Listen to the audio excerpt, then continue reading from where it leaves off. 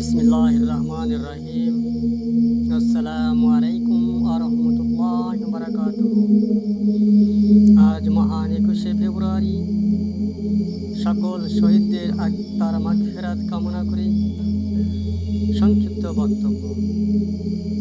Facebook বা social মিডিয়ায় ঢুকলেই দেখা যায় ভাষা সৈনিক অধ্যাপক গোলাম আজম সম্পর্কে এক একজনের এক এক মন্তব্য। কেউ বলে গোলাম আজম কবে জিএস ছিল, এই প্রথম শুনলাম। কবে অধ্যাপক ছিল, অধ্যাপক মানে কি, অধ্যাপক না প্রভাষক, ইত্যাদি ইত্যাদি। কিন্তু অপ্রিয় হলেও এটা সত্য। 1948 সালে যখন পাকিস্তানের প্রধানমন্ত্রী লিয়াকত আলী খান ঢাকায় আসেন, ঢাকা বিশ্ববিদ্যালয়ে, তখন ডাকসুর জিএস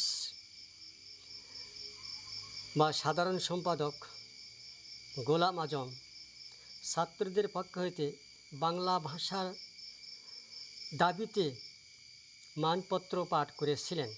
এটা সত্য, কেন রাষ্ট্রভাষা বাংলার দাবিতে। যাই হোক, এটারই বহিঃপ্রকাশ ঘটে 1952 সালে। তখন সম্ভবত তিনি তার কর্মজীবন শুরু করেন। তখন অধ্যাপক ছিলেন রংপুর কারমাইকেল বিশ্ববিদ্যালয়ে। যখন এই রাষ্ট্রভাষা আন্দোলন শুরু হয়, তখন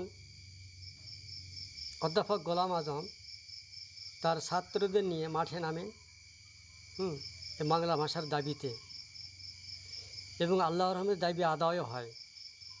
রফিক, সালাম, বরকত, জব্বার এদের প্রাণের বিনিময়ে, শহীদ হওয়ার বিনিময়ে। এসবের কারণে অধ্যাপক গোলাম আজমকে ভাষা সৈনিকও বলা হয়।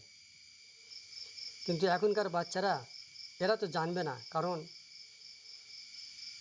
গত 17 বছর দাদু শেখ হাসিনা ছিলেন। 17 বছর তার ইতিহাস পড়ানো হয়নি। যেটুকু পড়ানো হয়েছে একক পরিবারে, সঠিক ইতিহাসটা তারা জানে না, তাই বিভিন্ন মন্তব্য করে।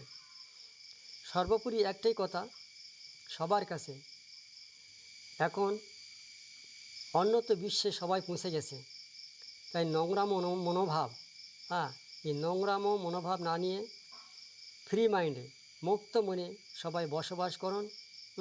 ইতিহাসকে জানুন, ইতিহাস সম্পর্কে ধারণা করুন। যারা ছিল আগে তাদেরকে সম্মান দেওয়া শিখুন এবং ছোটদের স্নেহ করুন। আল্লাহ আপনার আমাদের সবার মঙ্গল করবে তাহাতে। কুৎসা রটনা এটা খুবই খারাপ এবং জঘন্য। ভালো থাকবেন সবাই।